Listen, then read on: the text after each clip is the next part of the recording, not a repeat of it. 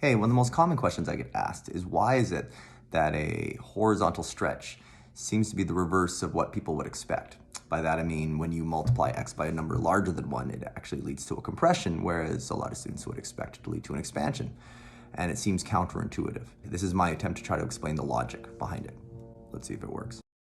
So here we have a rather standard sinusoidal function modeling the height of an object, or in this case u, on a Ferris wheel over time, where the y-axis is in meters and the x-axis is time in minutes.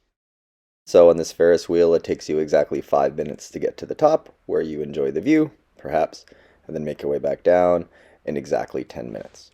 And so as usual, I'm being exceedingly boring and calling this function we've seen f of x, and now on top of it, I'm showing a variation of it, f of bx. Now right now b is 1, so that coefficient is not really making any difference, and so all we're seeing is the exact same graph in just a sort of richer, darker blue. But I want to change that b in a moment and show different horizontal stretches.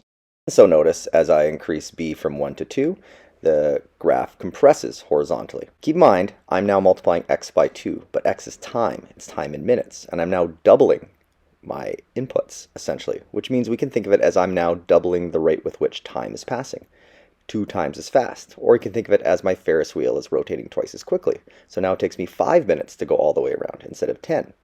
Now, no offense to the number 2, but there's nothing special about it, so let's make it 3. And now time is passing by 3 times as quickly. So as well, the converse is true. If I bring b down to a number less than 1, I'm going to go with a half. That means I can imagine time is traveling half as fast as before, because my x, my independent variable, is always being multiplied by a half. And so now, as we can see, instead of it taking 10 full minutes to make my way all the way around the Ferris wheel, it'll take 20 minutes. And so just like there's nothing really special about the numbers 2, 3, or 0.5, there's nothing special about this particular function f of x. And so all these ideas we can apply to any function. Increase the coefficient on x, and you increase the rate with which it is changing. And so it appears as a horizontal compression. So I don't know, did that make any sense at all?